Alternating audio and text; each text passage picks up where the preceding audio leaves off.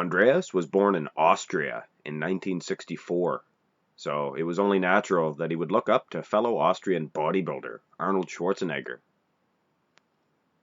Munzer is easily the most striated and ripped bodybuilder of all time. Look at the separation in his chest here. Now, that's what I call being in shape for a bodybuilding contest. Look at the triceps here. Not a single ounce of water or fat or anything in this body. This is definitely a side tricep to be admired, for sure. Notice the feathering in his thighs here. This is as impressive feathering as Tom Platz has in his thighs. I'm always impressed with his total leg development.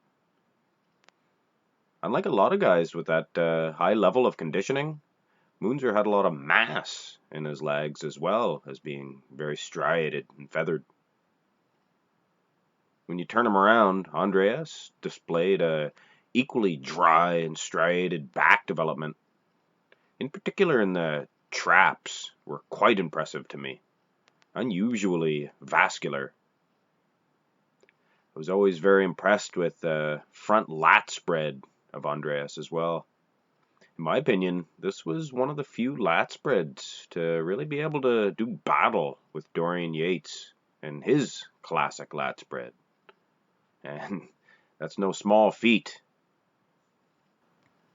Munzer competed as an amateur from 1986 to 1988, placing very well at IFBB shows. In 1989, Andreas would turn pro, and that year he would make his Mr. Olympia debut. This was not a great showing for Munzer, as he placed 13th. Of course, he did place ahead of 8 other guys, so still somewhat of an accomplishment. That same year, Munzer would place first at the World Games. At the 1990 Arnold Classic, he placed an impressive 3rd place, actually placing ahead of Robbie Robinson. Anytime you can place ahead of Robbie Robinson in a bodybuilding stage, and you know you're on the right track. He would actually jump up to 9th place at that year's Mr. Olympia. At the 1991 Mr. Olympia, Munzer, along with 11 other competitors, didn't even place. This was a huge disappointment to Andreas. So much so that he didn't even compete at all in 1992. 93, Andreas would make a huge comeback to the bodybuilding stage with an impressive 2nd place finish at that year's Night of Champions. At the 93 Olympia, Munzer would once again place 9th, as he did in 1990. But considering there was 22 competitors at the 93 event, and a mere 14 bodybuilders at the 1990 Olympia, this was definitely considered an improvement in his placings.